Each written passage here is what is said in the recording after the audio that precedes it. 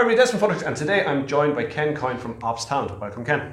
Thanks, Des. Great to be back in Dublin again. Welcome back. You're in Brussels at the moment, correct? Yeah, exactly, and I travel quite often between different locations. Okay, well, we're going to jump into that because locations is a big part of this discussion. Let's talk a little bit about your company, OpsTalent, first of all. What is it you guys do? Yeah, so what we do is we help companies access and build talent remotely in Poland. But we build it remotely in our facility in Poland. So we source the people, we manage the people, and we take care of everything in relation to that. Okay, cool. So the reason I actually asked Ken in something, and it's been on my radar for a while, is remote working. Okay, so I saw a post from you saying you were going to attend an event about it. I said, listen, let's get you in and learn from the experts about remote learning, and because it's something that's gaining huge traction at the moment. I'm a big believer in it. So let's get into it. What are your thoughts on remote learning? Or remote working, rather? I think remote working is fantastic. I mean, I do an awful lot of it myself. Our office is actually based in Poland, and that's where we do all the delivery from. But I work from Brussels quite often, so I could work from there maybe even 2 or 3 days a week. I think it's often, even when I was working in my previous jobs, I found that I always get a lot more work done when I'm working by myself at home. And just managing that way. Plus, you got access to talent. Even think about simple things like meetings. It's so easier to. You don't have meeting rooms to work with. Trying to get to the room, get organised. It's much more efficient in that regard, and you can focus on the task at hand. Right, because as I mentioned, I'm a fan. Yeah. When I'm in the lucky position where I can work from home if I don't have client meetings or demos or whatever, sales pitches, whatever it might be, I can work from home, and I gain 2 hours a day from that. I know I do. You know, drop the kids. And then I can go straight to my desk at home. I don't have to travel. Yeah. You don't have interruptions, and as I say, you don't have meeting rooms you're trying to book and manage and all that kind of stuff. And there's no travel time. I think it's really, really good. That's the good side of it. What are some of the challenges, though? Because there are challenges. Definitely. I mean, I think culture is a big thing in a company, especially if a company starts from scratch and they start doing remote working immediately. It works very well because they get into a habit of it. It just comes normal. It's built into the culture of the company. When more mainstream companies who've been well established for a while and they start doing remote working, it can be more of a challenge. It's very much about trust, ownership of employees that are delivering, you don't see. So sometimes you have no idea what's going on. So communication, collaboration. So you need to be well set up in terms of tools you work with, the method of working, culture, what are the values of the organization, and all that's be geared towards remote working. And also the people that you work with they have to be into remote working. I mean, they have to take ownership themselves, they have to enjoy it, because the downside is it can be a lot of isolation. Right. Working by yourself, some people might find that difficult. So you need to look at ways to get around that. And some companies maybe do company benefits, like gym memberships or join certain clubs to get people out. Or other companies maybe they might pay for you to join a shared office space. Yeah. So remote working, and you could be in another country, you could work in a shared office space. So you're still getting that link with people, but you're still working remotely outside the office environment and the co-office environment. Okay.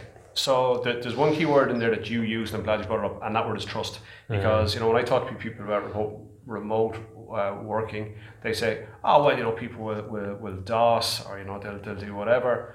I think if you're concerned about people doing that, then you probably have the wrong people in your organization. Either you trust people or you don't trust them. Yeah. What's the difference between having Jimmy beside you, who's working, and Jimmy at home where he's also working? So you either trust he's going to deliver on whatever the objectives are. Exactly, and I think if you've got managers that micromanage, they won't be able to manage it.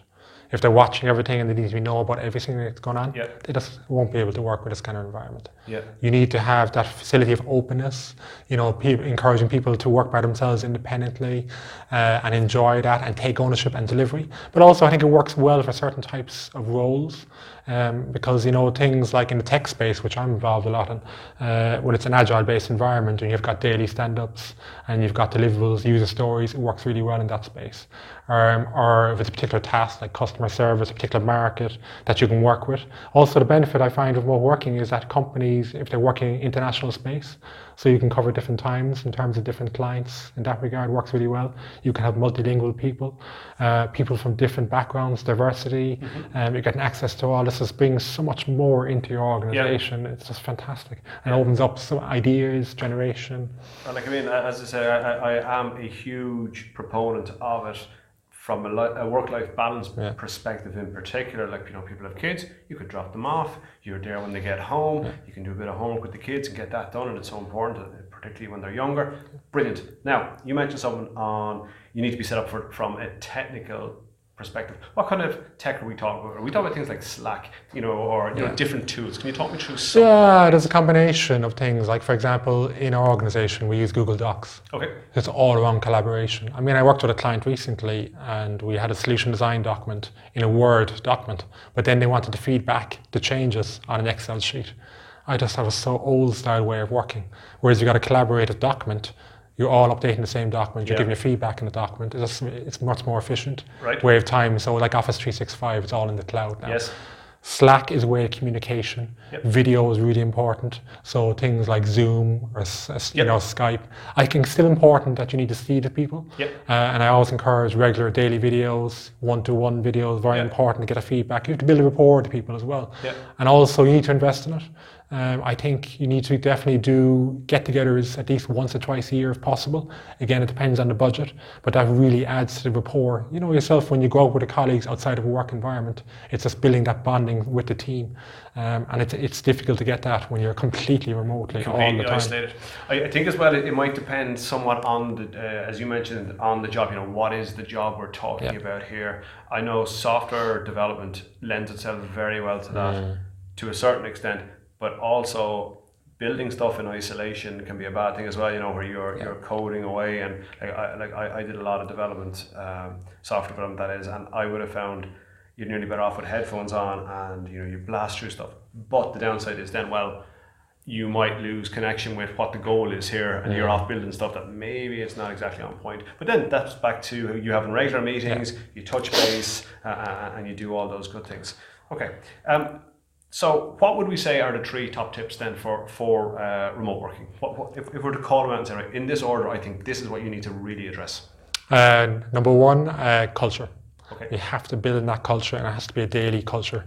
What are the values, and work towards those values. You need to measure your performance on those values, and measure the person's performance all on those values, and that's getting that values, you know, about managing people, leave them be independent, trust, all that kind of thing. Tools, you need to have the right tools in place, just like I mentioned previously. And 3, I'd say communication is so important when you're working remotely, and managing that.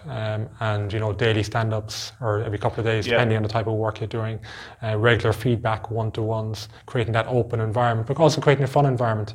You know, because you can, when you speak to people on email or phone, you know, sometimes you're just going straight to business. You still need that, you know, rapport which you have in an office environment. So it's important that the manager is leading this, you know, in the conversations. Like when he starts any meeting, it's casual for a couple of minutes, depending what it is. Just talking, small talk, you know. Just really breaking the ice. And it's building that rapport with people and getting more, and encourage people, because you can become very, what was the word I would say, you know, you don't talk out as much maybe in that. Become insular, really. Yeah, exactly. So you have to encourage, you have to get that out of people. And you have to just say, guy, okay, what's your feedback? You know, what would you like to say? I think this is an area of your expertise. We'd love to hear your ideas. This is, you know, what we expect from you, and just to get that out of people also, and get that collaboration going. Okay, I'm going to leave you go now. Before I do, if somebody wants to get in touch with you, because like you guys seem very open, you know, for feedback, or rather to help other people with this, what's the best way to find Ken Coyne? The best way would be LinkedIn. I'm very active on LinkedIn, so Ken Coyne, Coyne, or via our company website, that's OpsTalent.com. Very best luck in the future. Thanks for coming in. Thanks, Des.